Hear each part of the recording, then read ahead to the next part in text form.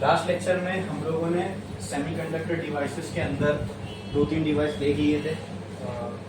PN junction diode तो हमारा हो चुका था, वो समझने के बाद ही हमने रेक्टिफायर समझा, हाफ वेव, फुल वेव, फिर रेक्टिफायर सर्किट के डिफरेंट एलिमेंट्स देखे, फिर उसके बाद स्पेशल पर्पस या special type of PN junction diode देखा। इसमें से पहला जो टाइप था, special type PN junction diode का, वो कौन सा था? Photo diode. ठीक है, उसका वर्किंग समझा, उसकी रिवर्स कैरेक्टरिस्टिक्स देखी हमने कैसी है। ठीक है, उसके अंदर एक छोटी सी चीज है, फोटो डायोड के लिए एक टर्म डिफाइन होता है जिसको हम बोलते हैं डार्क रेजिस्टेंस। क्या बोलते हैं?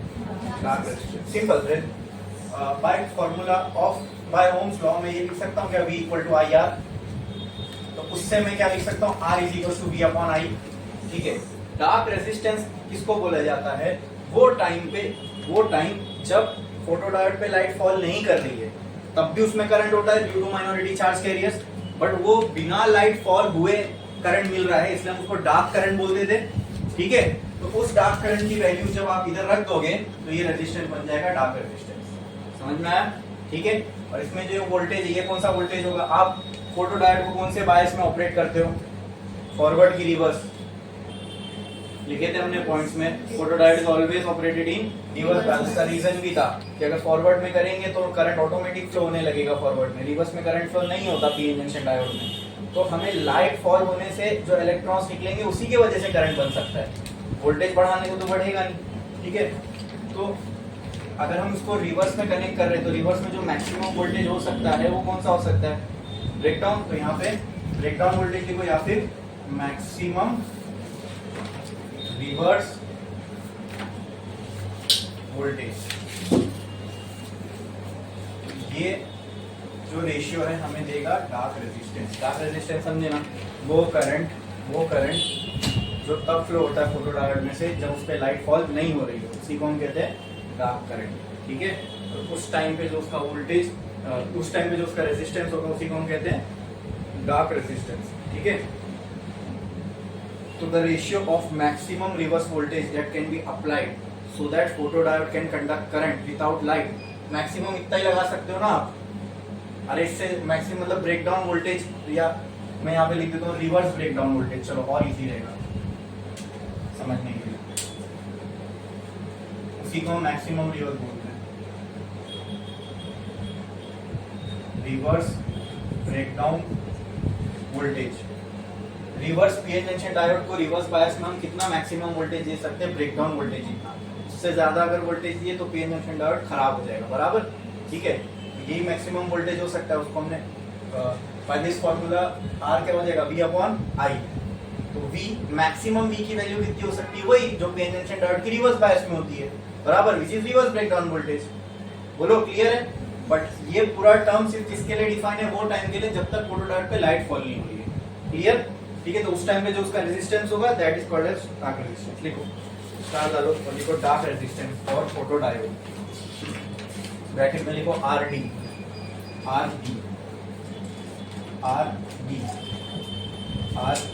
Dark resistance for photodiode. Bracket में लिखो RD। तो RD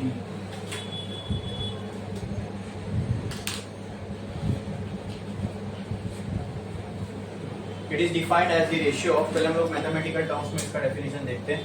it is defined as the ratio of reverse breakdown voltage to dark current. अब डार्क करंट तो हमने ऑलरेडी डिफाइन कर चुके क्या होता है ना? तो अब यहाँ पर अलग से करने की जरूरत नहीं। It is defined as the ratio of reverse breakdown voltage to dark current. ठीक है, अब ये हमने उसके मैथमेटिकल फॉर्मूले के हिसाब से डेफिनेशन बनाया, तो डेफिनेशन के नीचे आप इसका मैथमेटिकल रिलेशन भी लिख लो। देखो RD is equal to reverse breakdown voltage divided by dark current.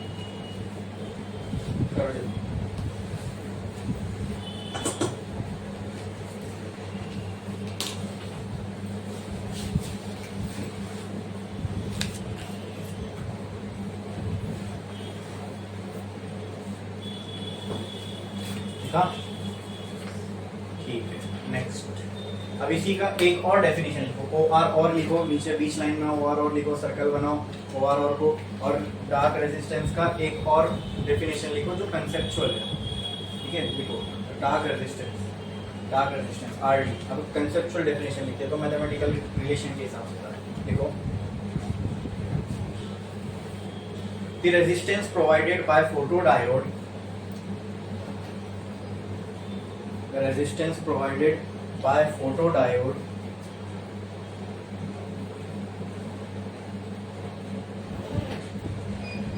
when dark current flows through it is called as dark resistance। अब इसी में समझ जाना, अगर मैं बोल रहा हूँ डार्क करंट फ्लो होने के टाइम जो रेजिस्टेंस प्रोवाइड होता है, तो डार्क करंट को हमने पहले डिफाइन कर चुके हैं। डार्क करंट क्या होता है? वो करंट जो लाइट के बिना फॉल हुए फोटोडायोड में से फ्लो हो रहा होगा रिवर्स बायस में, उसी को हम कहते हैं डार्क करंट, ठीक है। तो उस टाइम पे जो रेजिस्टेंस होगा फोटोडायोड का, we call it as dark resistance, ठीक है। यहाँ फोटोडायोड हो गया कंप्लीट। अब एक next special type of PN junction diode हम देखने जा रहे हैं, जिसका नाम है एलईडी, जो कि बिल्कुल उल्टा होगा फोटोडायोड का। फोटोडायोड में हमने क्या देखा था? फोटोडायोड क्या करता था? वो लाइट एनर्जी को इलेक्ट्रिकल एनर्जी में कन्वर्ट कर रहा है, राइट। तो अब मैं कह रहा हूं इसको उल्टा करेगा, मतलब एलईडी क्या करेगा? फोटोडायोड ने लाइट को इलेक्ट्रिसिटी में कन्वर्ट किया, लाइट एनर्जी को इलेक्ट्रिकल एनर्जी में कन्वर्ट किया। तो बोलो एलईडी क्या करेगा? लाइट एनर्जी में। तो एलईडी यही तो करता है, तुम इसको लाइट एनर्जी इलेक्ट्रिकल एनर्जी देते हो तो बदले में तुम्हें लाइट देता है, राइट। बस यही है एलईडी, समझे। अच्छा, इसको काम करने के लिए अब इसको तो अच्छा खासा करंट चाहिए। अब ये है तो पीएन जंक्शन डायोड ही, इसको अच्छा खासा करंट चाहिए। अच्छा खासा करंट पीएन जंक्शन डायोड में से कैसे फ्लो हो सकता है? फॉरवर्ड में कि रिवर्स में? फॉरवर्ड बायस में कि रिवर्स बायस में? फॉरवर्ड बायस में। तो इसको अच्छा खासा करंट चाहिए क्या नहीं चाहिए? चाहिए। तो इसको किस में कनेक्ट करना पड़ेगा? तो ये भी उल्टा हो गया, क्योंकि फोटोडायोड में हम क्या करते थे? रिवर्स बायस में कनेक्ट करते थे। इसको किस में कनेक्ट करेंगे? फॉरवर्ड बायस में कनेक्ट करेंगे। क्लियर है? ठीक है। अब और डिफरेंस है वो एटॉमिक लेवल पे, वो भी हम देखेंगे जब हम इसको एक्सप्लेन करेंगे अच्छे से। ये तो मोटा मोटा डिफरेंस था जो हमें समझ में आ गया। वो रिवर्स बायस में हमेशा कनेक्टेड होता है या हमेशा फॉरवर्ड बायस में होगा? वो इलेक्ट्रिकल को, वो लाइट को इलेक्ट्रिकल एनर्जी में कन्वर्ट करता है, एलईडी इलेक्ट्रिकल एनर्जी को लाइट में कन्वर्ट करेगा। सिंपल, ठीक है। एक लाइन छोड़ो, स्टार डालो और हेडिंग लगाओ लाइट एमिटिंग डायोड। एलईडी का फुल फॉर्म होता है लाइट एमिटिंग डायोड, यानी एक ऐसा पीएन जंक्शन डायोड जो क्या एमिट कर रहा है?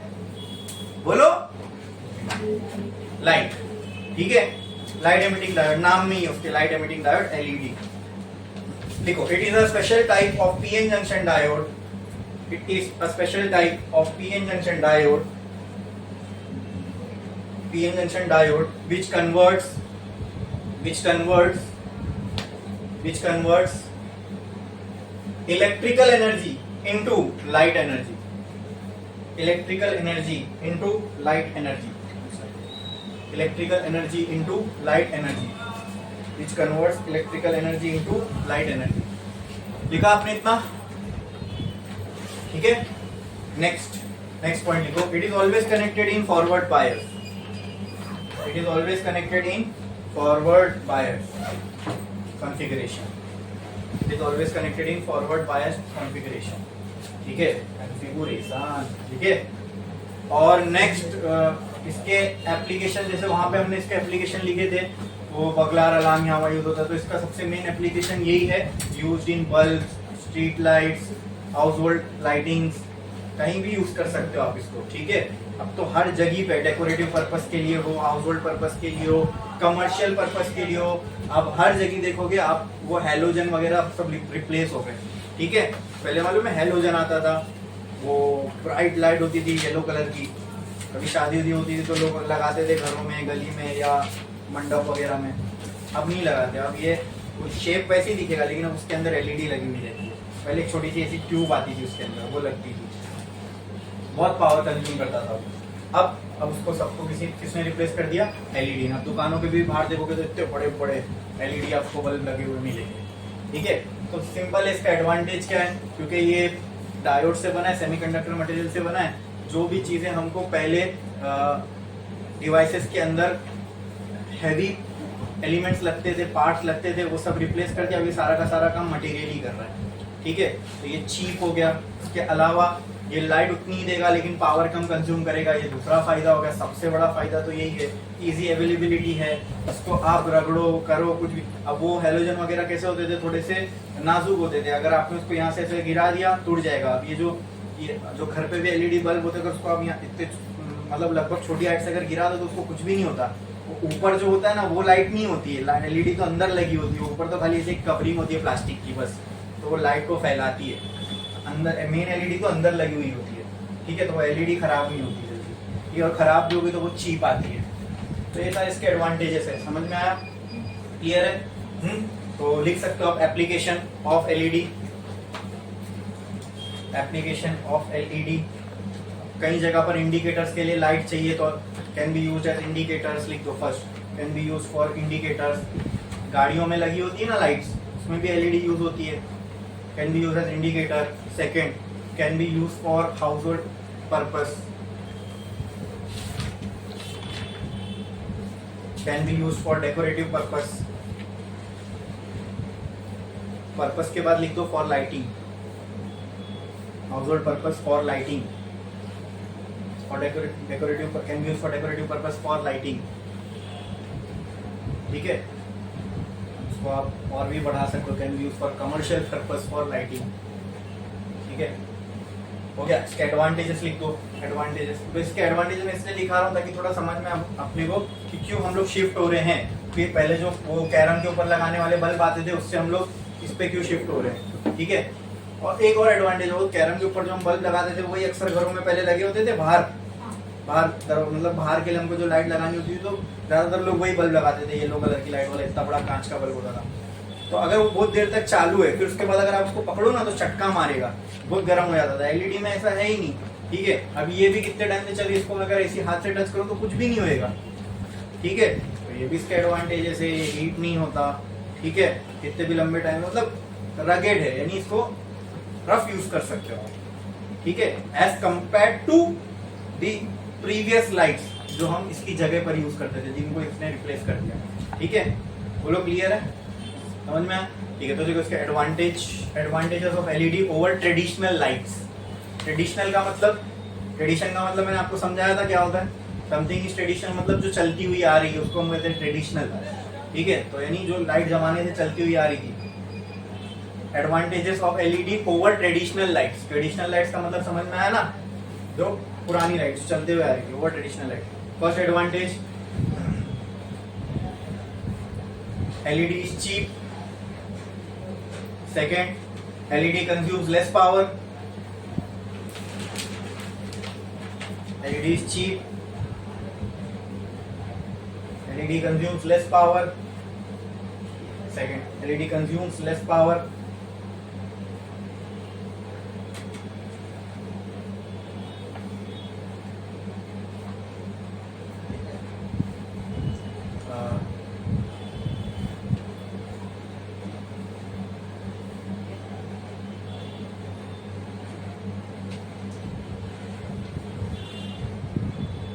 कैन बी यूज रफली, कैन बी हैंडल्ड रफली, ऐसा लिख दो, कैन बी हैंडल्ड रफली। फिर भी ये इतनी खराब नहीं होगी अगर उसको रफली पे हैंडल किया जाए तो, ठीक है। ये मेजर एडवांटेजेस है इसके ओवर अदर लाइट्स, ठीक है। एक डिसएडवांटेज भी इसके अंदर, वो क्या, कि इसके आसपास अगर टेम्परेचर ज्यादा रहा तो खराब हो सकती है। क्यों? It is made up of semiconductor, semiconductor are sensitive to temperature. Temperature के बढ़ने पे उनकी कंडक्टिविटी पे फर्क पड़ता है तो मामला गड़बड़ हो जाएगा। तो पुरानी लाइट थी वो तो गर्म ही होती थी, उसको क्या गर्म करने से फर्क पड़ेगा, वो तो चलती हीटिंग एप्लीकेशन पे थी, heating effect of electric current पे वो चलती थी, ठीक है। लेकिन इनका ऐसा नहीं है, हाँ, अंदर सब इलेक्ट्रॉन वगैरह का खेल होता रहता है, इस वजह से लाइट नहीं चलती है, ओके, ठीक है। एक डिसएडवांटेज है, ठीक है ना, disadvantage.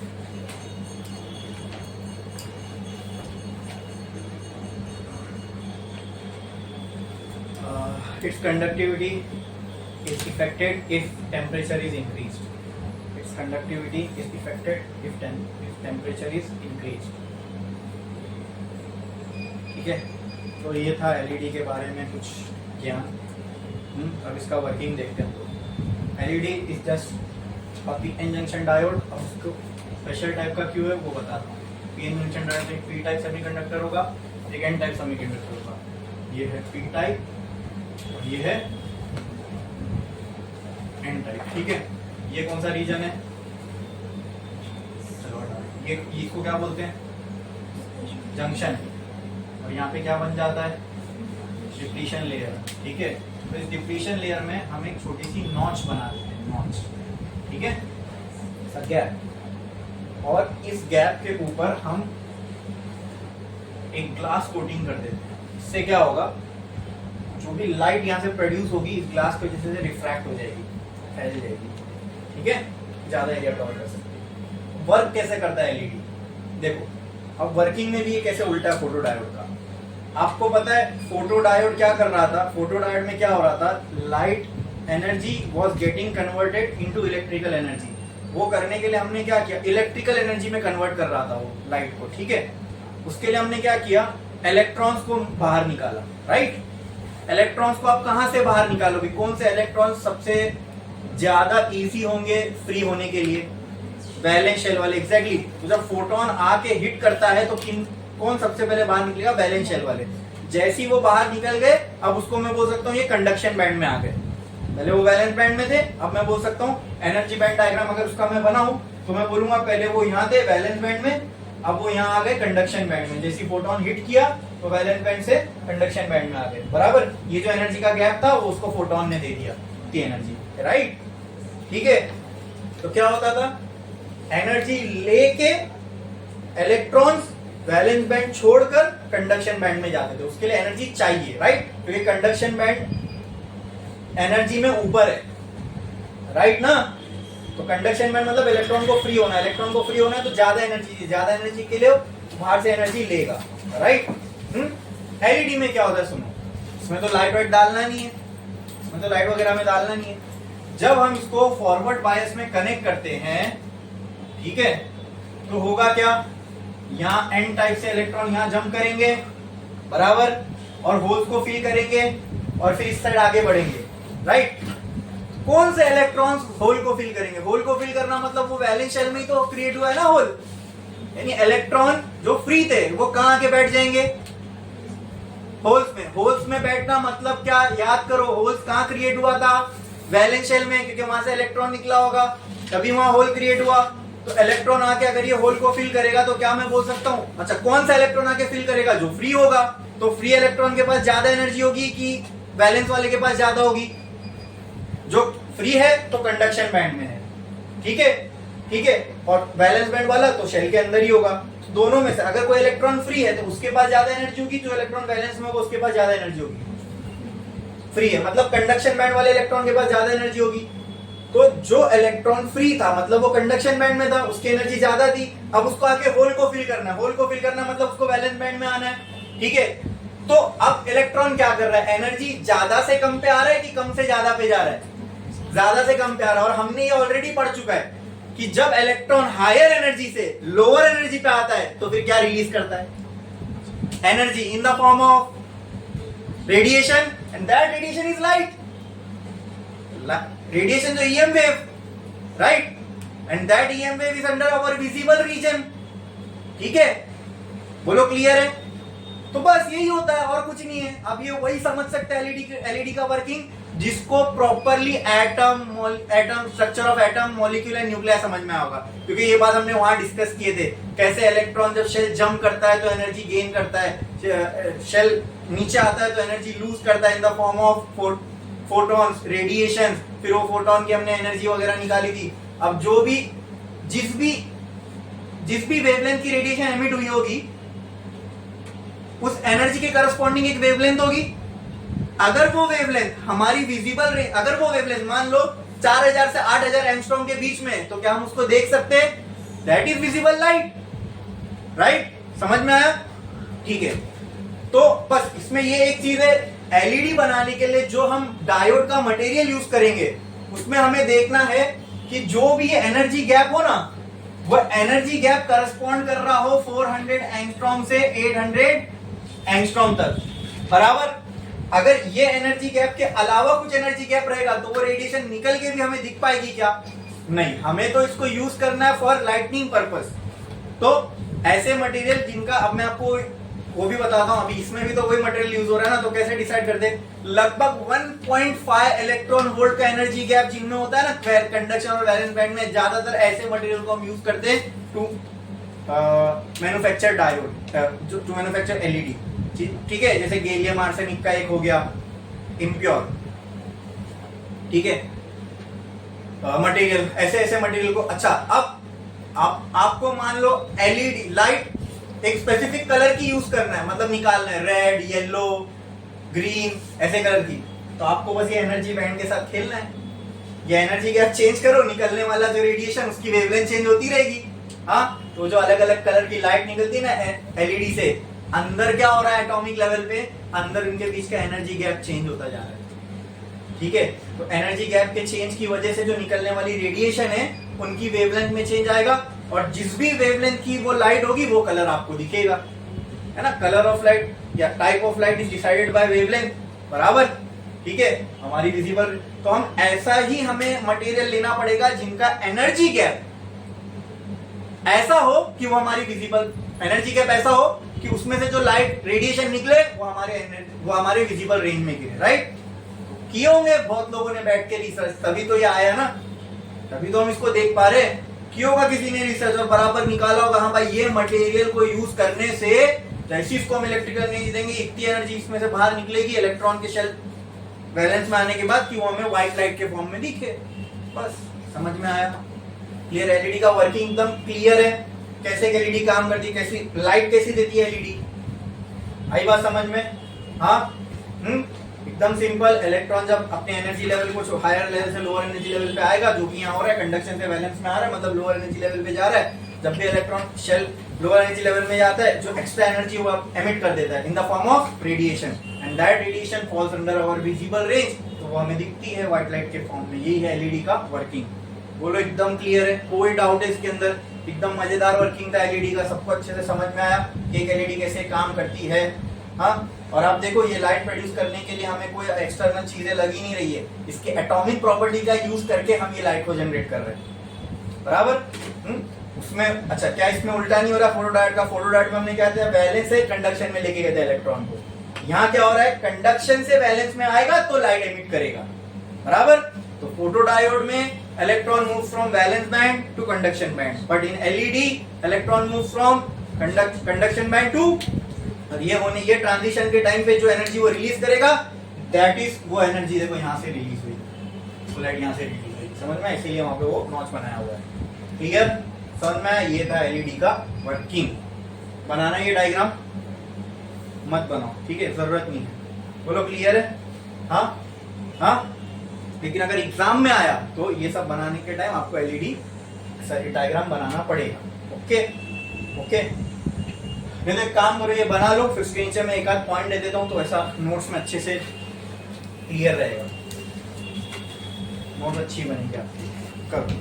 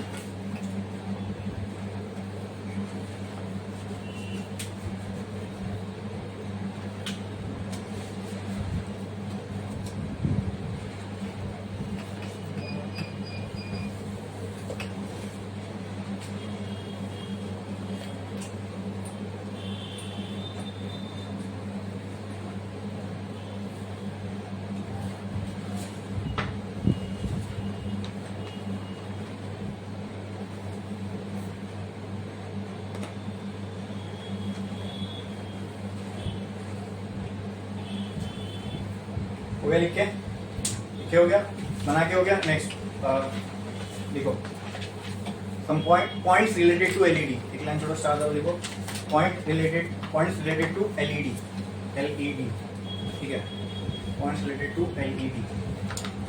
First point,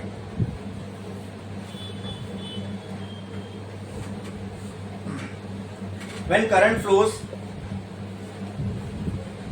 through LED,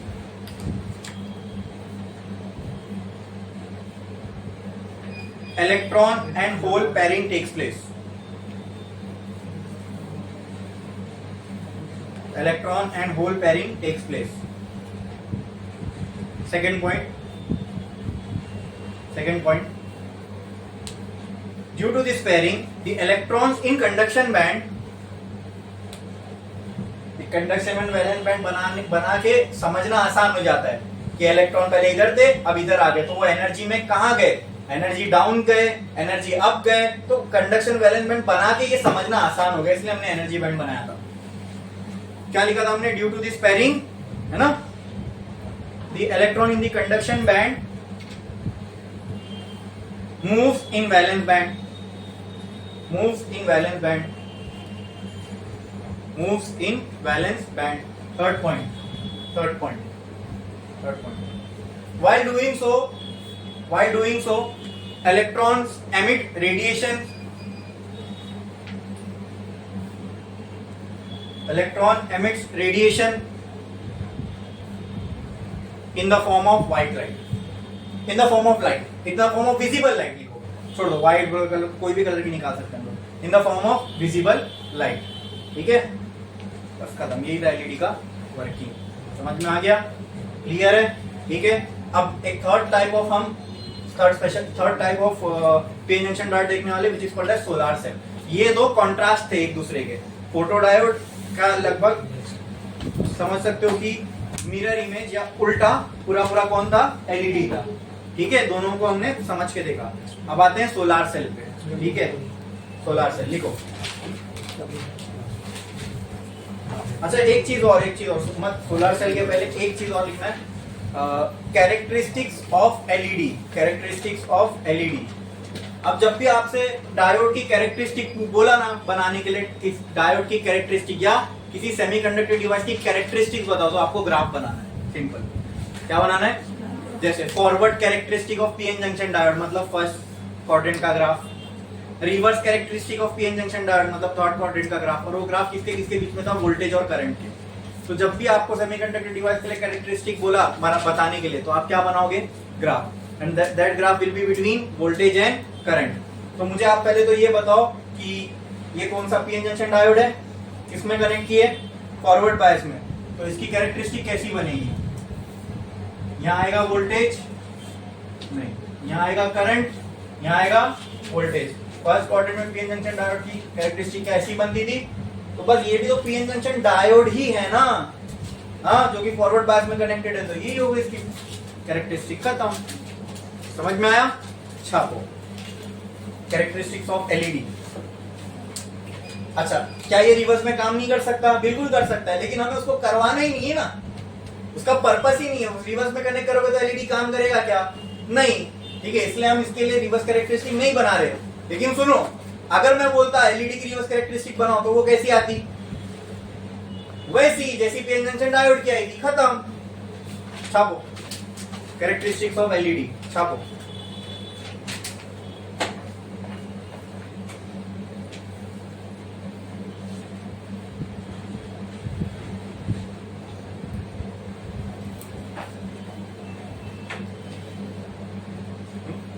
चलो नेक्स्ट, अब next type of PN junction diode में हमारे देखो, स्टार डालो, लिखो solar cell.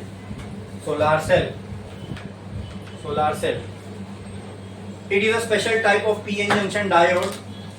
It is a special type of PN junction diode which converts, क्या करता है सोलार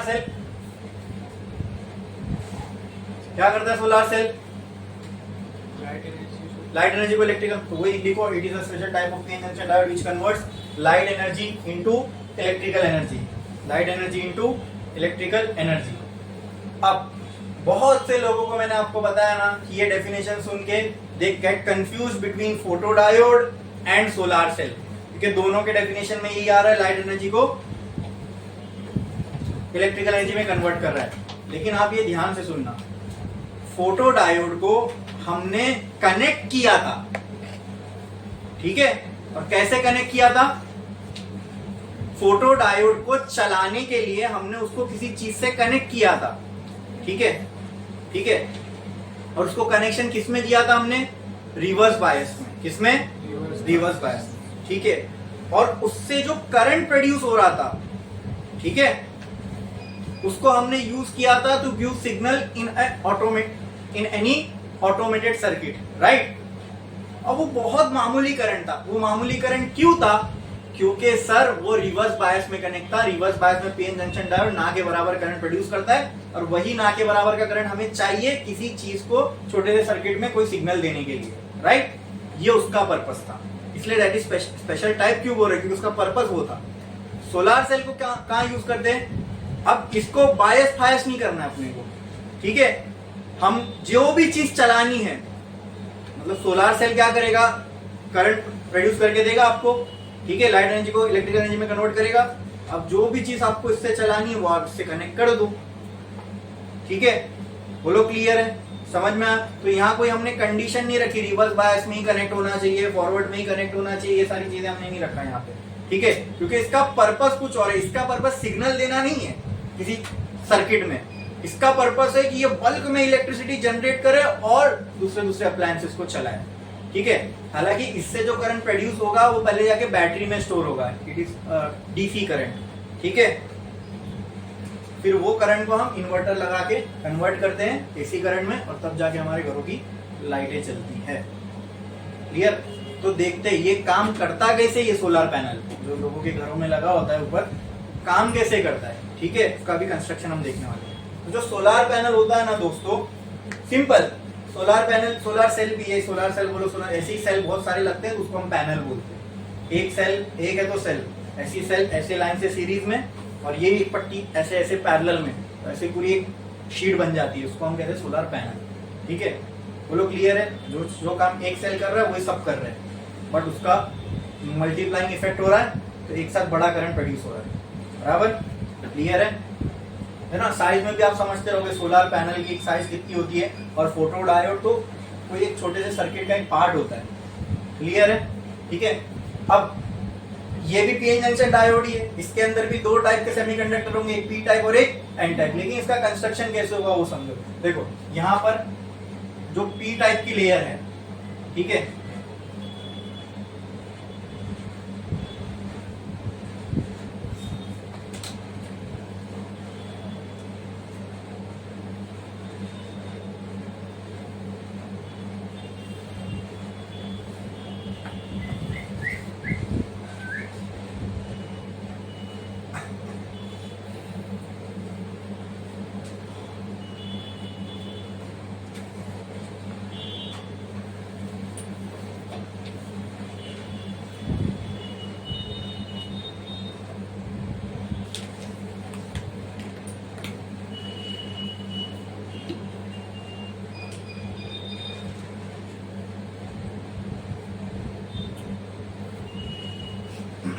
अब आपको दिख रहा होगा यहाँ पे दो लेयर है, ठीक है, एक ऊपर वाली लेयर और एक नीचे वाली लेयर, ठीक है।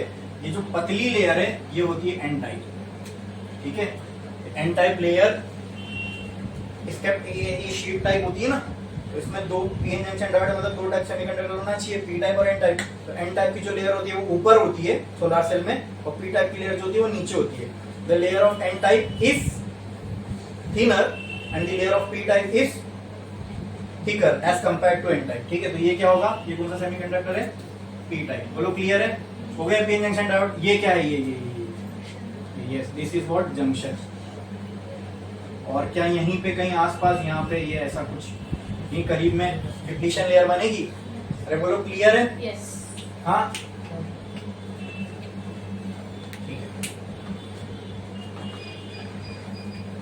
इतना समझ में आया? अब इसका वर्किंग दिखाता हूँ आपको। अब इसमें क्या है, यहाँ पे जो एन टाइप सेमीकंडक्टर, अभी मान लो इसके ऊपर लाइट फॉल हुई, इस पे हमने लाइट फॉल होने दी। लाइट फॉल होने दे रहे हैं मतलब इसमें क्या फॉल होने दे रहे हैं हम? फोटॉन्स, ठीक है। पहली एक बात कि इसके अंदर ऑलरेडी एन टाइप है तो इसके अंदर number of electrons, free electrons होंगे एग्जिस्टिंग, राइट? बोलो क्लियर है? जब हम लाइट फॉल कराएंगे तो एक तो पहले से एन टाइप में फ्री इलेक्ट्रॉन ऑलरेडी थे, लाइट फॉल कराने की वजह से कुछ कोवेलेंट बॉन्ड और टूटेंगे, वैलेंस शेल से कुछ इलेक्ट्रॉन और फ्री होंगे। अब ये नंबर ऑफ इलेक्ट्रॉन्स बढ़ गए, बस फ्री इलेक्ट्रॉन मौजूद है, इसका फ्लो आप फैसिलिटेट करा दो, करंट मिल जाएगा। ठीक है, बोलो क्लियर है। यहाँ पे नंबर ऑफ इलेक्ट्रॉन ज्यादा है तो ये साइड क्या हो जाएगा नेगेटिव, यहाँ पे क्या ज्यादा है होल ज्यादा है। ठीक है, मतलब इलेक्ट्रॉन्स कम है, इसका मतलब ये साइड क्या हो जाएगा पॉजिटिव, क्या हो जाएगा पॉजिटिव। ओके ठीक है, अब मैंने क्या किया यहां से एक कनेक्शन निकाला। ठीक है, करंट तो प्रोड्यूस हो गया, इलेक्ट्रॉन मौजूद है, जब तक भाई इलेक्ट्रॉन का फ्लो नहीं होगा वो करंट नहीं हो सकता। अच्छा, यहां पॉजिटिव यहां नेगेटिव। ठीक है, मतलब यहां नेगेटिव चार्ज बहुत ज्यादा है, ये एक प्लेट, ये एक प्लेट, ये एन टाइप की प्लेट, ये पी टाइप की प्लेट, यहाँ नेगेटिव चार्ज बहुत ज्यादा है, यहाँ पॉजिटिव चार्ज बहुत ज्यादा है। क्या बनेगी इनके बीच में इलेक्ट्रिक फील्ड बनेगी कि नहीं बनेगी? और जहां इलेक्ट्रिक फील्ड होगी वहां क्या डेवलप हो जाएगा पोटेंशियल।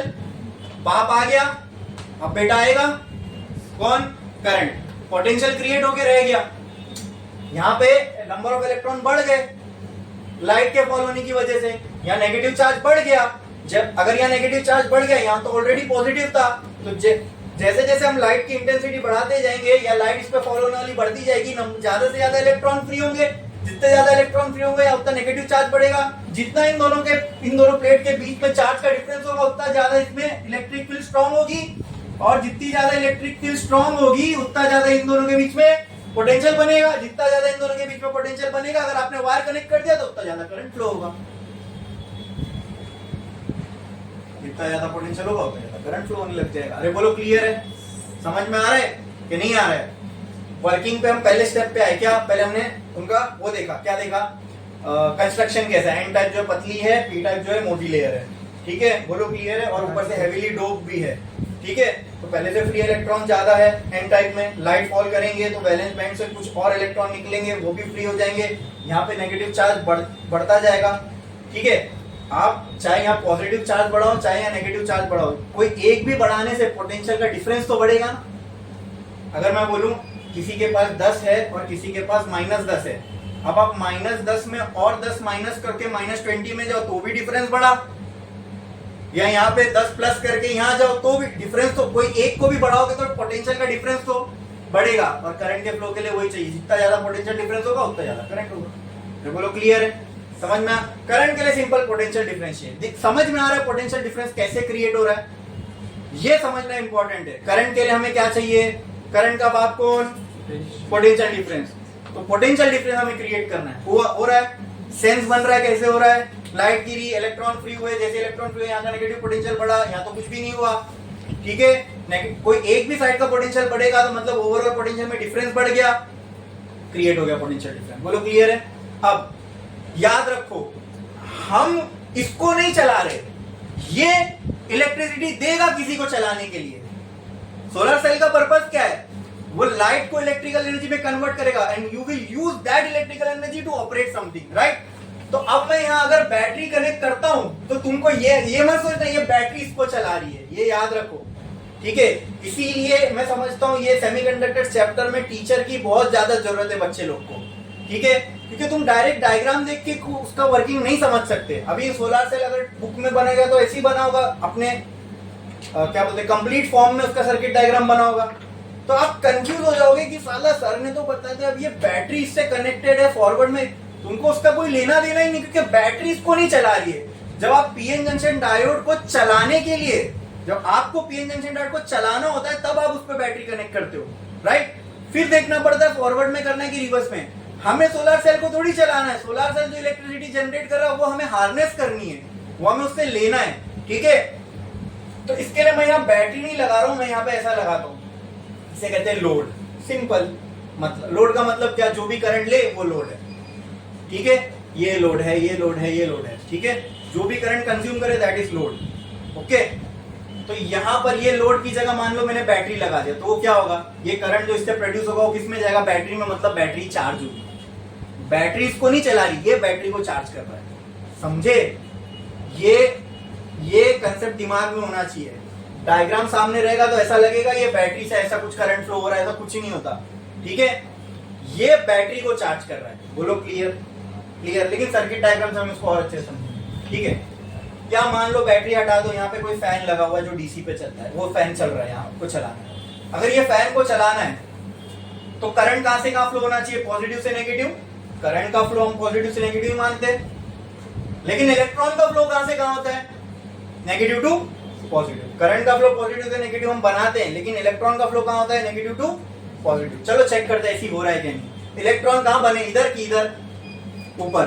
ठीक है, और एक चीज हम क्या करते हैं मालूम है, इसको है ना कोम लाइक स्ट्रक्चर में बनाते हैं, कोम लाइक, यानी ये जो part of wire N type से कनेक्टेड है ना, उसको हम यहाँ पे ऐसा स्ट्रक्चर देते हैं, ऐसा कोम टाइप स्ट्रक्चर। समझ में आ रहा है, क्योंकि मैंने इलेक्ट्रोस्टैटिक पढ़ाते वक्त आपको बताया था, याद होगा, charge accumulate towards sharp edges. ठीक है, जब हमने वेंडी ग्राफ पढ़ा था, हाथ रखोगे चार्ज ट्रैवल करते हैं, और चार्ज ज्यादा से ज्यादा जाके कहाँ एक्यूमुलेट हो जाएंगे, जब हमको शार्प एजेस मिलेगी। तो बाल के एज पे जाके शार्प एजेस मिलती है, वहां एक्यूमुलेट होकर ऐसे हेयर खड़े होने लगते हैं। ठीक है, तो यहाँ पे तो इससे क्या होगा मालूम है, यहाँ इलेक्ट्रॉन तो फ्री होके पड़े, फ्लो करवाना है ना, फ्लो करवाना है, तो आपने क्या इसको शार्प एजेस दे दी। By nature charge will accumulate towards sharp edges. तो यहाँ जितने भी इलेक्ट्रॉन प्रोड्यूस होते रहेंगे, यहाँ पे अपने लाइन से ऐसी एजेस लगा दी, ऐसे कोम लगा दी, तो ये सारे शार्प एजेस पे जाके चार्ज जमा हो गए। जैसी चार्ज इधर आए, इन्हें पॉजिटिव, अरे अरे भाई पॉजिटिव इधर है, इलेक्ट्रॉन कहाँ भागेगा, पॉजिटिव की तरफ। तो इलेक्ट्रॉन इधर आके ये वायर के थ्रू ट्रैवल करके इधर जाएंगे, और in that course will they travel through this load. वो चीज चलेगी कि नहीं चलेगी, करंट फ्लो हो रहा है ना उसमें से, चलेगी पॉजिटिव की तरफ, या सर्किट कंप्लीट। राइट, इलेक्ट्रॉन का फ्लो ऐसे होने को ही हम करंट का फ्लो ऐसा होना बोलते हैं। क्या वो भी ट्रू बैठ रहा है यहाँ पे, बस this is the working of solar cell. अगर यहाँ पे आपने एक बैटरी कनेक्ट की हुई है, तो क्या होता रहेगा, ये इलेक्ट्रॉन के फ्लो से वो बैटरी चार्ज होती रहेगी। आई बात समझ में। एक सेल का ऐसी मैं 10 सेल इधर लगा दूं, और ऐसी 10 इधर ऐसे, तो एक बड़ा सा पैनल बन जाएगा। जो एक काम कर रहे हैं वही सब काम कर रहे हैं, इन सब का जो एक में से करंट निकलेगा, वो एक साथ बहुत बड़ा करंट बनेगा, एंड दैट बड़ा current will be stored in battery. बोलो क्लियर है। हाँ, तो इसका एक डिसेट। अच्छा मुझे बताओ, इसको मुझे करंट प्रोड्यूस करने से रोकना है तो क्या करूं,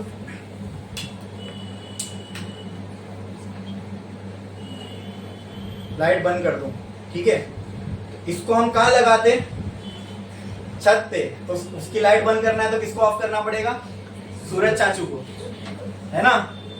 नहीं तो जब चंदा मामा आएंगे तब अपने आप वो उसका काम बंद हो जाएगा। नहीं, लेकिन जब चांद पे अगर लाइट तो तब भी है, वो तुमको दिख नहीं रही है, ठीक है, लाइट तो है ना तब भी, ठीक है। तो ये हमारे कंट्रोल में नहीं है, राइट। हम सूरज को ऑफ नहीं कर सकते, ना हम एनवायरनमेंट की लाइट को ज्यादा कंट्रोल कर सकते हैं, ठीक है।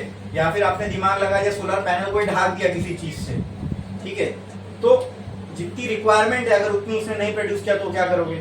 तो एक one of the biggest disadvantage ये है ना कि जब हम सोलर पैनल से इलेक्ट्रिसिटी जनरेट करते हैं, इसको स्टोर करने के लिए चाहिए कुछ, तभी हम उसको बाद में यूज कर सकते हैं। और स्टोर करने के लिए क्या चाहिए, बैटरी। यही शायद टेक्नोलॉजी अब तक हम क्रैक नहीं कर पाए, इसीलिए शायद बड़े पैमाने पर कंट्रीज जो है सोलर सेल को यूज नहीं कर रही है। वरना मैं किसी शॉर्ट में किसी इंटरव्यू में देखा था, इलॉन मस्क ये बात बोल रहा था, उसको तो बहुत नॉलेज है, उसकी खुद की कंपनी है टेस्ला, जिसमें ये सोलर पैनल्स वगैरह वो लोग खुद मैन्युफैक्चर करते हैं और पूरे घरों में इसकी सप्लाई देते हैं। कि एक डेजर्ट का छोटे से पार्ट पे अगर अपन सोलर पैनल लगा देना, वो पूरी दुनिया की इलेक्ट्रिसिटी कंजम्पशन को पूरा कर सकता है। यूएस की नहीं, किसी कंट्री की नहीं, पूरे दुनिया की। बट वो जो एनर्जी प्रोड्यूस होगी उसको स्टोर करने के लिए फिर बैटरी कितनी बड़ी चाहिए, समझे। और फिर वही मसला आ जाता है जो एडिसन के टाइम पे था, वो करंट जो प्रोड्यूस होगा डीसी के फॉर्म में होगा, फिर उसको अगर आपको ट्रांसमिट करना है तो फिर अलग अलग जगह पे वैसे बैटरी स्टेशन आपको लगेंगे, क्योंकि डीसी जो है बहुत लंबे डिस्टेंस तक ट्रांसमिट नहीं किया जा सकता, ठीक है। बोलो क्लियर है। या तो फिर अगर हमारे पास, लेकिन बहुत सी कंट्रीज ऐसा कर रही है। चाइना में उन लोगों ने क्या दिमाग लगाया, समंदर में फ्लोटिंग प्लेटफॉर्म बनाया और उस प्लेटफॉर्म पे सोलर पैनल डाल दिए। बोलो क्या दिमाग, मस्त ना। जमीन नहीं खपी, कुछ नहीं, समंदर तो था, वो कोई यूज में थोड़ी आ रहा था। उन लोग ने उसके ऊपर प्लेटफॉर्म बना के फ्लोटिंग प्लेटफॉर्म बनाया, सोलर पैनल डाल दिए। और इनकी लाइफ बहुत अच्छी होती है। अभी भी अगर आप सोलर पैनल दुकान पे खरीदने जाओगे किसी कंपनी से लोगे 25 साल की वारंटी मिलती है, 25 साल।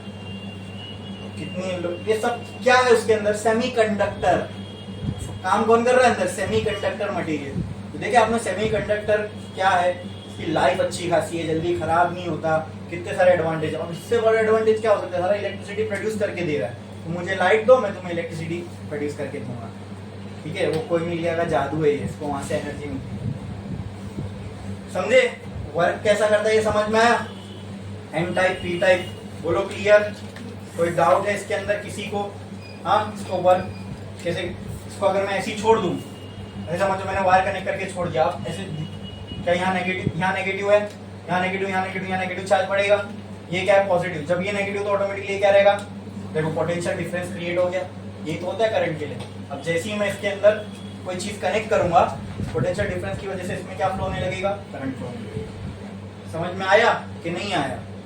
अरे बोलो, इलेक्ट्रॉन का फ्लो इस डायरेक्शन में हो रहा है, करंट का फ्लो जो हम बनाते हैं सर्किट में इस डायरेक्शन में बताएंगे। और वो अगर मैं करंट का फ्लो इस डायरेक्शन में बता रहा हूँ तो यहाँ पॉजिटिव होना चाहिए। अरे हाँ, यहाँ तो पॉजिटिव भी है। क्लियर, समझे? ठीक है, तो ये बनाओ।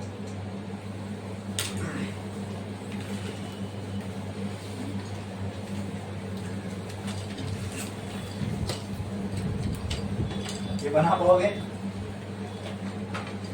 जब आप आप में से अगर कोई जाएगा इंजीनियरिंग में, तो वो देख, इंजीनियरिंग ड्राइंग करके एक सब्जेक्ट होता है, उसमें एक टॉपिक होता है आइसोमेट्रिक ड्राइंग। आइसोमेट्रिक ड्राइंग का मतलब क्या होता है मालूम है? जब आपको कोई चीज 3D में बनानी हो ना, तो उसको हम आइसोमेट्रिक से बनाते हैं। इसकी एक ट्रिक बताऊं, एंगल से शुरुआत करने का, फर्स्ट लाइन, और बाकी सारी चीजें इससे पैरेलल होनी चाहिए। अगर इसके आगे आप एक लाइन बना रहे हो तो इसके पैरेलल, इसके ऊपर भी मैं लाइन बना रहा हूँ तो देखो ये पैरेलल है, ऐसे बना रहा हूँ तो ये तीनों पैरेलल है, तो प्रॉपर आपका शेप बनेगा, गलत नहीं होगा। वो बनाने के लिए मैं आपको बताऊं क्या यूज होता है। एक मिनट,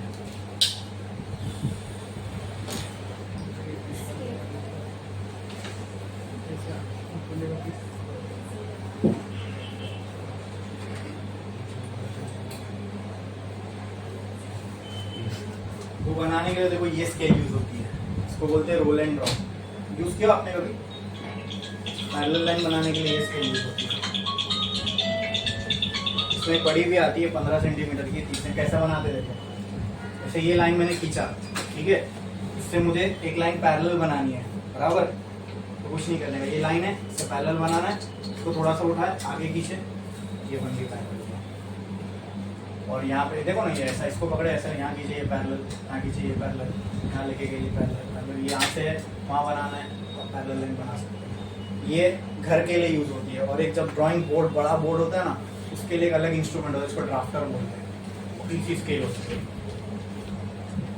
उठाओ ना, टॉपन उठाओ,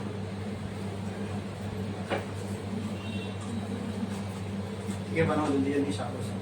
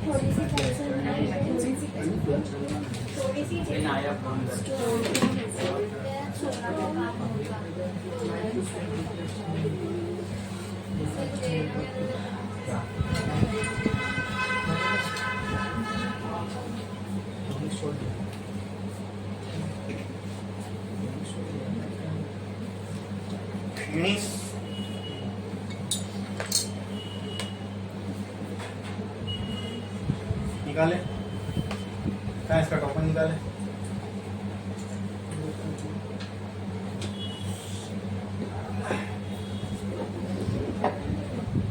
हो गया।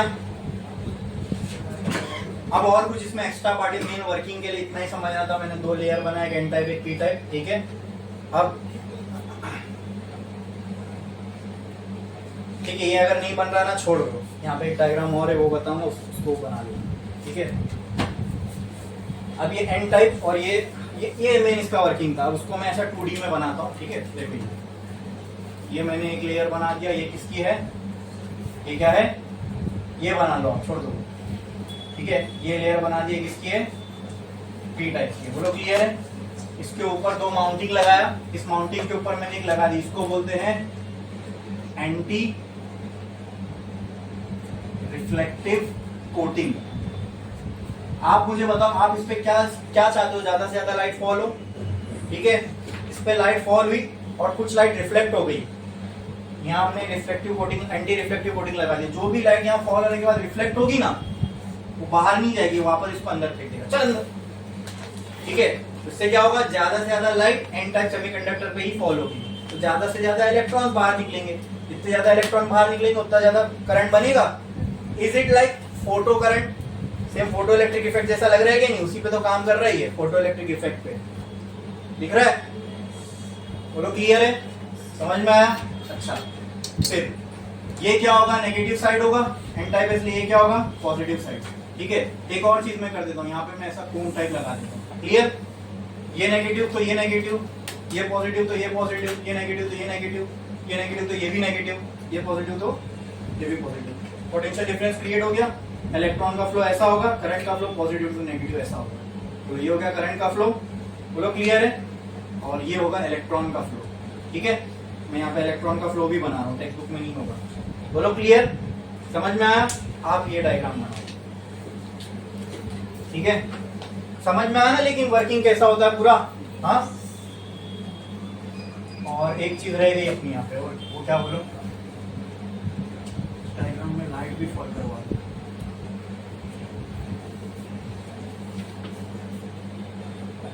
ठीक है। चलो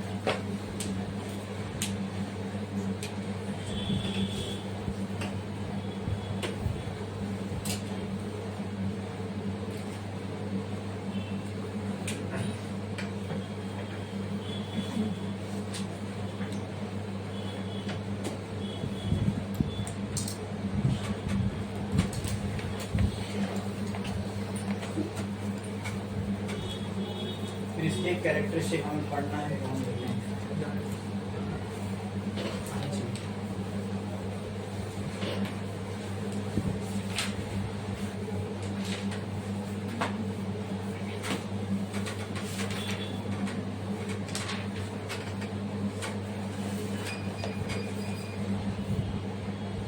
schematic diagram of solar cell कहते हैं, schematic diagram of solar cell.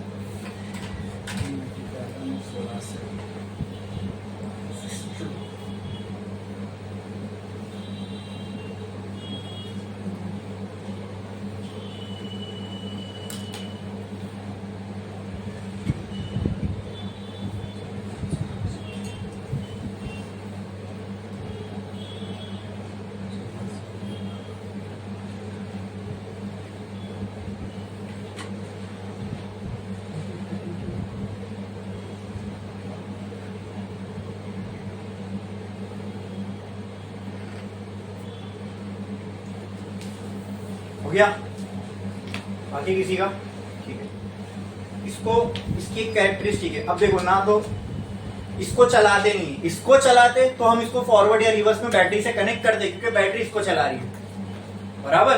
क्या बैटरी इसको चला रही है, नहीं, ये बैटरी को चार्ज कर रहा है, तो यहाँ रिवर्स फॉरवर्ड इसकी कैरेक्टरिस्टिक नहीं होगी, लेकिन इसकी कैरेक्टरिस्टिक तो बनाना है हमें, ठीक है। इसकी कैरेक्टरिस्टिक बनाना है हमें, ठीक है।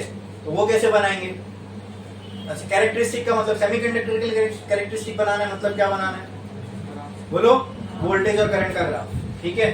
तो इसकी कैरेक्टरिस्टिक कुछ इस तरीके से बनती है, ठीक है। ये वाली एक्सिस पे हम क्या रखते हैं, वोल्टेज, और ये वाली एक्सिस पे क्या रखते हैं, करंट, ठीक है। अब ध्यान से देखो, मैंने क्या किया, लोड को कनेक्ट नहीं किया, ठीक है। मैंने सोलर सेल पे लाइट फॉल होने दिया, और यहाँ पर इन दोनों एंड्स में कोई मैंने लोड को कनेक्ट नहीं किया, तो क्या होता जाएगा, टाइम के साथ इलेक्ट्रॉन्स यहाँ आके जमा होते जाएंगे, इन दोनों के बीच का जो पोटेंशियल डिफरेंस है वो टाइम के साथ बढ़ता जाएगा, बढ़ता जाएगा, बढ़ता जाएगा। कब तक बढ़ेगा, जब तक कि यहाँ पर वो लिमिट जो है सैचुरेशन ना आ जाए, ठीक है। बोलो क्लियर है? सैचुरेशन आने तक यहाँ बढ़ता रहेगा। अरे बोलो क्लियर है? हाँ बोलो, क्या यहाँ सर्किट ओपन है? बोलो, सर्किट ओपन क्लोज नहीं समझ में आता। जब पाथ क्लोज है करंट फ्लो हो सकता है, वो करंट फ्लो हो रहा है मतलब सर्किट क्लोज है।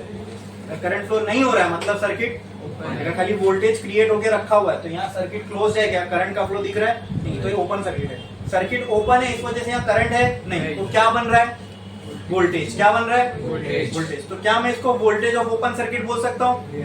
एक टाइम आएगा वोल्टेज बढ़ते बढ़ते बढ़ते बढ़ते अपनी मैक्सिमम वैल्यू पे पहुंच जाएगा, एंड दैट मैक्सिमम वैल्यू कहना है VOC। VOC का मतलब maximum voltage in open circuit, ठीक है। क्या वोल्टेज इस लाइन पे दिख रही है?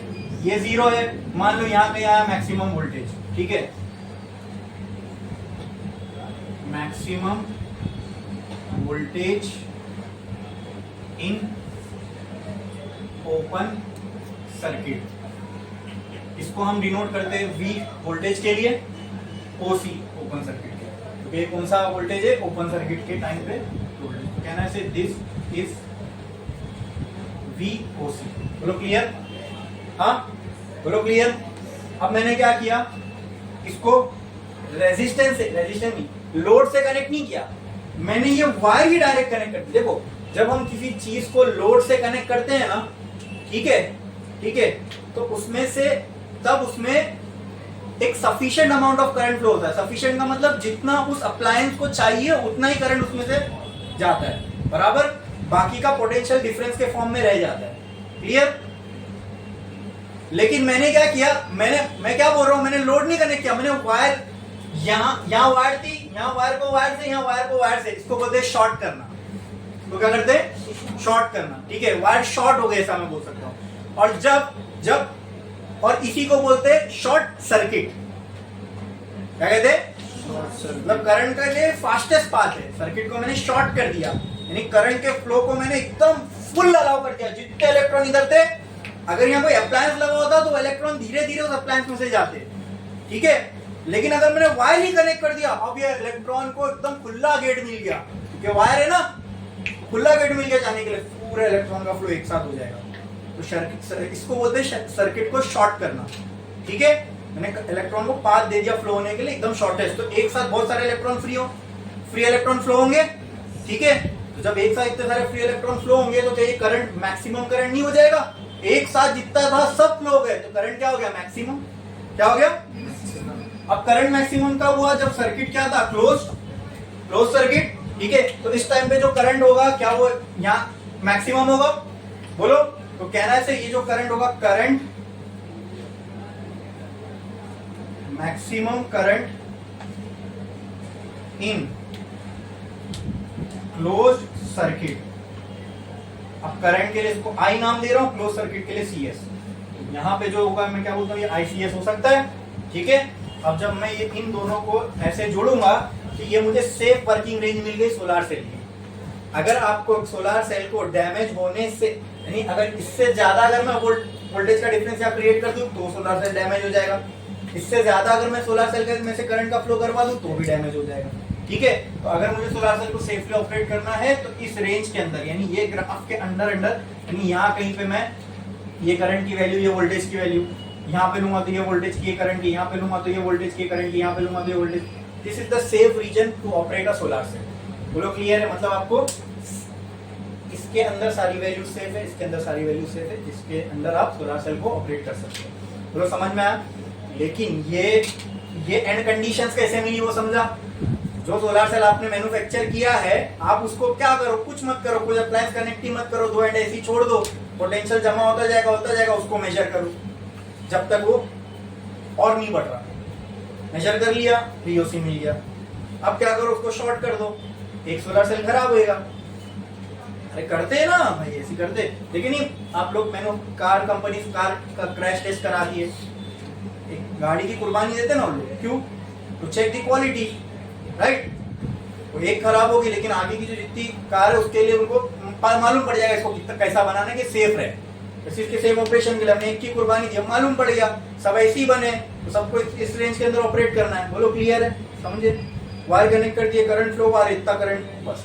तो हमने फिर वो एक स्टिकर बना, उस पर लिख दिया इतना वोल्टेज इतना करंट, और उसके ऊपर चिपका दिया, किससे ज्यादा में इसको ऑपरेट मत करना। क्लियर है, समझ में आया?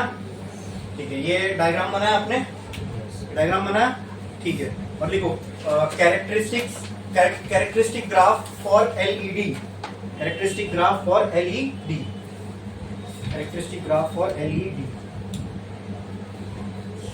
अब देखो आपके टेक्स्ट बुक के अंदर ये ग्राफ ऐसा नहीं है, ये कुछ ऐसा है, तो मैं भी बट वो भी मैं आपको बता दूं, ये ग्राफ को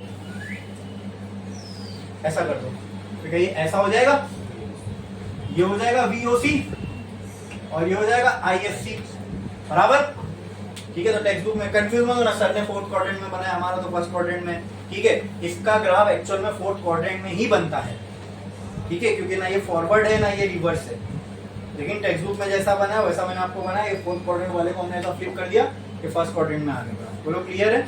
हाँ, तो टेक्स्ट बुक का ग्राफ देखोगे तो कंफ्यूज मत होना, यही ग्राफ है वो, ठीक है, बस उसको फ्लिप करके ऐसा बनाया, तो आप यही वाला बनाओ, ठीक है, बनाओ कैरेक्टरिस्टिक ग्राफ बनाओ।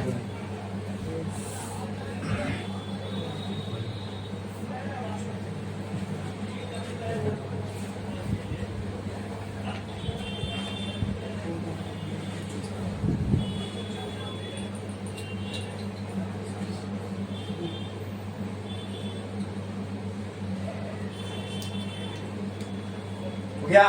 यस। अब लिखो some points related to solar cell, some points related to solar cell, some points related to solar cell. First point, a solar cell consists of N type and P type semiconductor. A solar cell consists of N type and P type semiconductor in which the N type layer is thin as compared to P type, in which the N type layer is thin as compared to P type, in which the N type layer is thin as compared to P type. लिखा as compared to P type, ठीक है। Next point,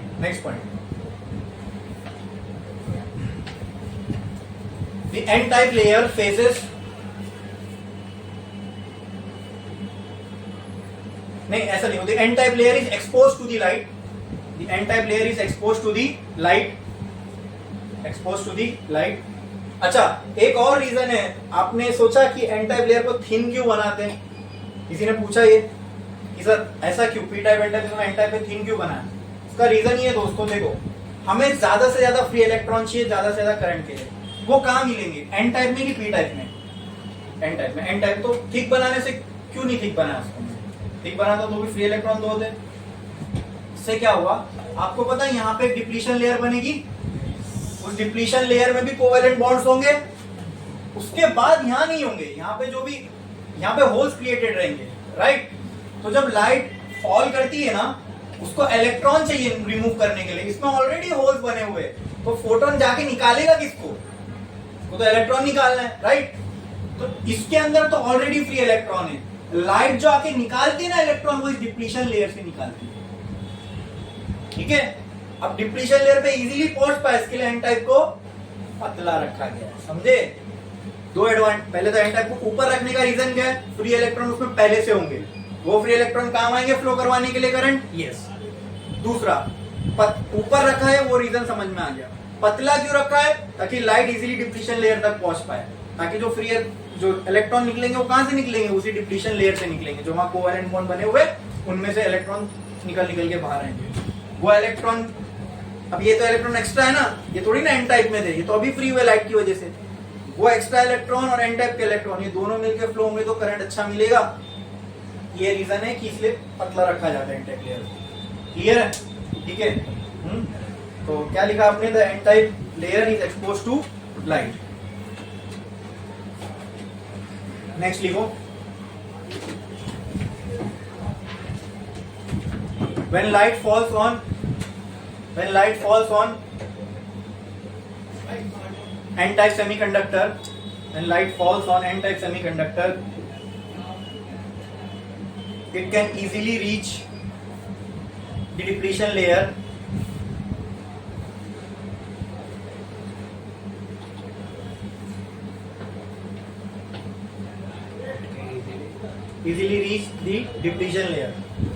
ठीक है, light depletion layer. Next point लिखो, next point.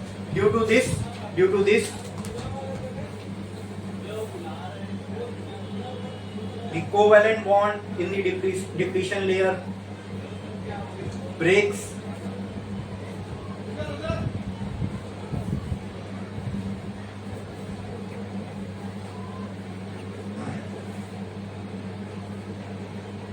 due to incident photons,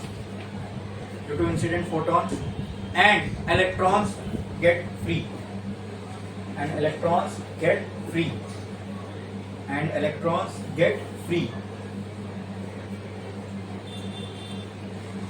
Next point, these free electrons and the electrons in n-type semiconductor,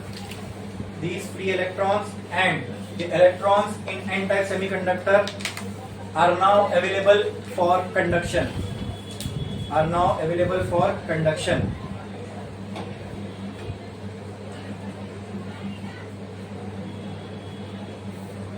Next point,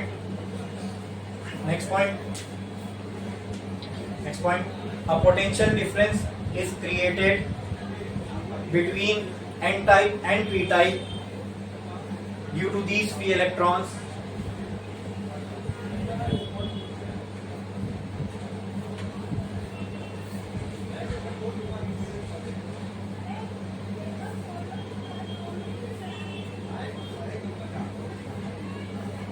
And if we connect a load across this potential difference,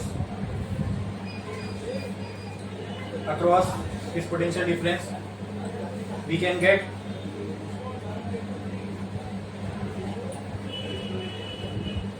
the flow of charge, है ना. Charge का flow हो जाएगा, यहाँ सारे negative आगे जमा दे, जैसे ही कनेक्ट किया चार्ज फ्लो होने लगा. चार्ज का फ्लो को क्या बोलते हैं? We will get a flow of charge which means we get current. ठीक है. तो ये था वर्किंग ऑफ सोलार सेल. ये बना लिया ना आपने. ओसी आईसी की कहानी क्लियर है? कंफ्यूजन तो नहीं होगा? हाँ, पक्का.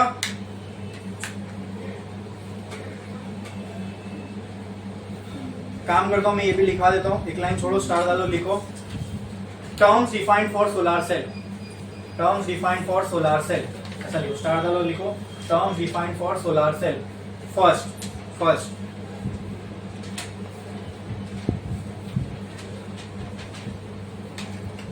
Maximum voltage in open circuit. Bracket में क्या लिखोगे? V suffix OC.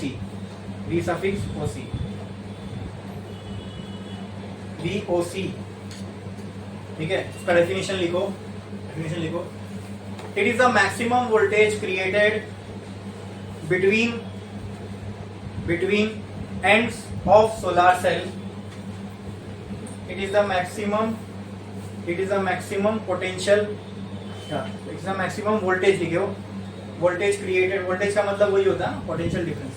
It is the maximum voltage created between two ends of solar cell when the circuit is kept open.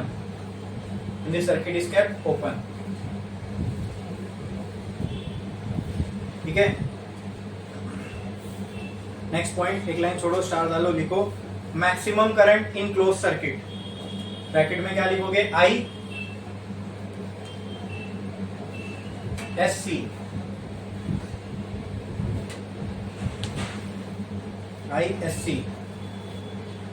ठीक है. It is the maximum current flowing through solar cell when the circuit is closed.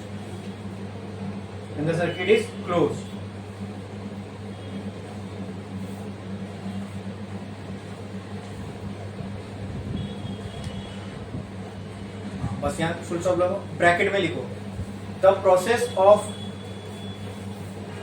Closing the circuit through wire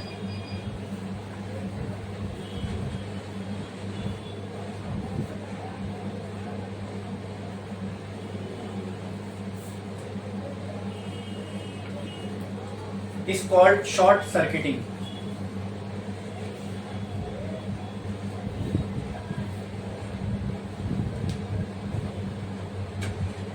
That is why the name is given as ISC. That is why the name is given as I suffix SC. ये आपके समझने के लिए bracket वाली चीज, बाकी definition तो पहले ही खत्म था। बोलो क्लियर है, समझ में आया तक? यहाँ पे अपना सोलार सेल हो गया कंप्लीट, ठीक है। अब इसके बाद मुझे नेक्स्ट डिवाइस पे जाना है, सेमीकंडक्टर डिवाइस। अब यहाँ तक अपना क्या क्या हो गया, मैंने शुरुआत पूरी 11 से की थी आपकी, ठीक है। सेमीकंडक्टर क्या होता है, फिर पीएन जंक्शन डायोड नहीं, सेमीकंडक्टर क्या होता है, प्योर इम्प्योर, फिर इम्प्योर से बना पीएन जंक्शन, फिर पीएन जंक्शन से बना हाफ वेव, फिर फुल वेव, फिर फुल वेव के बाद फिल्टर, राइट, फिर वोल्टेज रेगुलेटर हो गया, रेक्टिफायर सर्किट साइड में, फिर 3 अलग अलग टाइप के हमने स्पेशल पर्पस डायोड देखे, PN junction, photo diode, light emitting diode, solar cell. यहाँ पे ये भी कंप्लीट हो गया, क्लियर है। अब नेक्स्ट सेमीकंडक्टर डिवाइस पे हम जाने वाले जिसका नाम है ट्रांजिस्टर। और ये समझना, ये ट्रांजिस्टर में तुम्हें पूरा स्क्रैच से बताऊंगा, और तुम को पूरा मेरा जब ट्रांजिस्टर पढ़ा के हो जाएगा, तुम में से कोई यहाँ नहीं बैठा रहेगा जो ट्रांजिस्टर का डायग्राम देख के डरेगा, क्योंकि ये इलेक्ट्रॉनिक्स पार्ट है। इसके अंदर बच्चे जो है सर्किट डायग्राम से बहुत डरते हैं कि हमें याद कैसे रहेगा, हम खुद कैसे समझे कि सर आप तो बना दिए, ठीक है, बोले आपके समझ में आपने बना दिए, इसको क्या मैं याद करके जाऊं? अक्सर बच्चे सवाल तो पूछते भी नहीं है, याद ही करके जाते हैं, पल्ले पड़ता नहीं, और कितना भी सामने वाला समझाएगा तो भी नहीं समझ में आता है, तो आखिरी ऑप्शन देता है वटा मैं याद करके जाके एग्जाम में लिख के आता हूँ, ठीक है। तो ये बोर्ड तक तो ठीक है, लेकिन अगर आपको एंट्रेंस देना है तो वहां पे आप बिना कोई चीज को समझे कर ही नहीं सकते, ठीक है। तो सिंपल सी बात है, समझ ही लेते ना। और मैं ये सोचता हूँ चाहे बोर्ड देना हो चाहे एंट्रेंस देना हो, पढ़ाई अगर हम कर रहे हैं, मैं आपको कोई चीज पढ़ा रहा हूँ, उसका पर्पज ये है कि आपके समझ में आए। नहीं समझ में आ रहा है तो फिर मेरे पढ़ाने का क्या मतलब, हाँ, और आपके यहाँ आने का क्या मतलब, कोई मतलब होगा नहीं ना। तो याद तो रट तो आप बिना समझे भी सकते हो, उसमें समझने की कोई रिक्वायरमेंट ही नहीं है। रट के लिख के आने में, ये वर्ड दिखा तो ये लिखना है, इसमें कोई समझने की रिक्वायरमेंट थोड़ी है। जैसे हम बचपन में करते थे, ट्रू और फॉल्स, याद नहीं हो रहा है, ये वर्ड टिका ये आया ट्रू, ये वर्ड टिका false, fill in the blanks, ये वर्ड टिका ये आंसर, ये वर्ड टिका ये आंसर, ठीक है। तो उसमें कोई समझ में आ रहा है नहीं, इसलिए ऐसा होता है ना। हमारी हिस्ट्री की बुक्स के अंदर pre historic era, medieval era, modern era, फिर उसके बाद पॉलिटिकल सिस्टम, हर देश का, हर कंट्री का सब कुछ होता है, लेकिन हमें मतलब एडल्ट हो जाते हैं लेकिन पता नहीं चलता, पता नहीं है लोगों को कि इंडिया में डेमोक्रेटिक सिस्टम कैसे काम करता है। वो सब था टेक्स्ट बुक में, लेकिन तुमने कभी उसको समझने की नियत से पढ़ा ही नहीं ना। हमको लाने थे मार्क्स, उससे हमारे माँ बाप हमें जज करेंगे, उससे हमें हमारी सोसाइटी जज करेगी। मार्क्स अच्छे तो अच्छा पढ़ रहा है, ब्राइट स्टूडेंट है, कामयाब होगा। वो लाने के लिए क्या करना पड़ेगा, टीचर ने जो एग्जाम बुक में लिखाई है उसको जितना अच्छे से आप रिप्रोड्यूस करके आओगे उतने ज्यादा वो टीचर आपको मार्क्स देगी, ठीक है। खत्म हो गई बात। वहां अपने स्कोप, मतलब वो एजुकेशन सिस्टम ने स्कोप रखा ही नहीं कि बच्चे को समझने पे कोई इंसेंटिव मिले या उसको कोई बूस्ट, बस क्या है, मार्क्स ज्यादा लाने। और मार्क्स ज्यादा लाने का एक तरीका, टीचर ने जैसा लिखा है वैसा लिख के लाए तो मार्क्स ज्यादा मिलेंगे, नहीं लिख के आए, this is not my method. ये किसने कैसा, अरे आपका मेथड क्या होता है, बताओ कौन सी मैथ्स की बुक में आपका नाम है, अगर ये आपका मेथड है तो ऐसा होता है क्या? नहीं। लेकिन हमारे स्कूल में टीचर्स वगैरह क्या करते हैं, ये मेरे मेथड से नहीं किया, इस पे तेरे मार्क्स कटेंगे। तुम्हारा मेथड क्या है भाई? तुम्हारा मेथड है तो कोई मैथ्स की बुक में तुम्हारा नाम होगा या आपका मेथड है। अगर वही चीज को करने का बच्चे के पास कोई एफिशिएंट तरीका है कि मैं 2 स्टेप कम करके मैं यही आंसर सेम ला सकता हूं, तो स्टेप पे मार्क्स कटेंगे, है ना। और अब तक भी होता है, आपके 12th के बोर्ड में भी ये सब चलता है, पता नहीं क्यों अभी तक ये रखा है। तो क्या हो गया इसमें हमने बच्चों को स्कोप ही नहीं दिया कि वो आउट ऑफ द बॉक्स या आउट ऑफ द बुक जाके कोई चीज समझे, क्योंकि समझने पे उसको कोई इंसेंटिव नहीं है ना। माँ बाप मार्क्स से जज करेंगे और वो मार्क्स इसी से आएंगे जो मैंने अभी बताया। तो कहां से उनका ध्यान जाएगा कि मैं इसको बैठ के थोड़ा समझूं, ये क्या दिया, ये क्या दिया, ये क्या दिया। कुछ नहीं, मार्क्स लाने, रटो खटो जाओ, उल्टी करके आओ पेपर में, ठीक है। जितना अच्छे से रिप्रोड्यूस करोगे उतने अच्छे मार्क्स लिखे। इसलिए मैं हमेशा ये बोलता हूँ, our exams are the test of memory, it is not the test of knowledge. Even आपके 12th के board, it's just the test of your memory, it does not test your knowledge. और सोच के देखो, बोर्ड का exam है, 4 mark का question है, कुछ नहीं आता, कुछ भी लिख के आए तो भी मार्क्स मिलेंगे। अब वही एंट्रेंस का एक क्वेश्चन उठा लो, बोर्ड में आपके सामने आंसर नहीं था, फिर लिख के फिर भी मार्क्स मिलेंगे। वहां तो आंसर सामने, आप भी जानते हो 4 में से एक सही है, लेकिन नहीं कर पाओगे। क्यों? क्योंकि जब तक वहां क्लियर नहीं होगा, क्लैरिटी नहीं होगी, आंसर लिख ही नहीं सकते, ठीक है। तो अनफॉर्चुनेटली ये हाल है अपने एजुकेशन सिस्टम का। मैं भी इस पर कुछ कर नहीं सकता, लेकिन मैं अपनी तरफ से ये कोशिश पूरी करता हूँ कि जो मैं पढ़ा रहा हूँ वो ऐसा आपके समझ में है कि साला आप भी किसी को पढ़ा दो। ये इस बात की निशानी ना कि आपको समझ में आ गई वो चीज। अगर आपने किसी को पढ़ा दी वो चीज, इसका मतलब क्या है? ये तो पहला इंडिकेशन है कि वो चीज आपके समझ में आ गई। मैं आपको पढ़ा रहा हूँ तो ये इस बात की निशानी है कि, और मैं आपको अगर समझा पाया तो क्या ये मुझे अच्छे से समझ में आया, ये इस बात का प्रूफ है। तो अगर मुझे ये जानना है कि मेरे बच्चे को अच्छे से समझ में आया नहीं आया, तो मैं ये सोच के पढ़ाते टाइम ये सोचता हूँ कि आपको कुछ नहीं आता। अब पढ़ाने के बाद का आउटकम क्या होना चाहिए, ये क्या सोचता हूँ कि आप किसी को पढ़ाने लायक हो जाओ। और अगर उतना मैंने आपको पढ़ा दिया, इसका मतलब I have done my job very good, ठीक है। तो अभी जो भी हमने किया ये सबको अच्छे से समझ में आया, क्लियर है। तो इसी के अभी ये जो मैं कह रहा हूँ ना, अभी नेक्स्ट टॉपिक जो मुझे पढ़ाना है आपको, next semiconductor device, that is transistor. अब ट्रांजिस्टर भी मैंने आपसे कहा ना, आपको जब मैं ट्रांजिस्टर पूरा पढ़ा के कंप्लीट कर दूंगा, आप में से कोई ऐसा नहीं बचेगा जिसको ट्रांजिस्टर से डर लगे, या सर ये इलेक्ट्रॉनिक का पार्ट है, सर्किट का पार्ट है, अपने को नहीं समझ में आ रहा है। पूरा समझ के करेंगे, ठीक है। कोई उसमें अगर अपने वैसे खाली याद करके एग्जाम में लिख के नहीं आना, पूरा समझ के हर चीज करेंगे, ठीक है। और मैं बोला ना, ये ऐसे टॉपिक्स है ना जिसमें टीचर की जरूरत पड़ती ही है, ठीक है। और अकेले अगर आप उसको समझने जाओगे तो बहुत सारे उसके अंदर बारीक बारीक चीजें, तो जब तक कोई आपको ना बताए तब तक आप उसके अंदर आगे नहीं बढ़ पाओगे। जब मैं कराऊंगा तो आपको समझ में आएगी वो क्या क्या चीज है, ठीक है।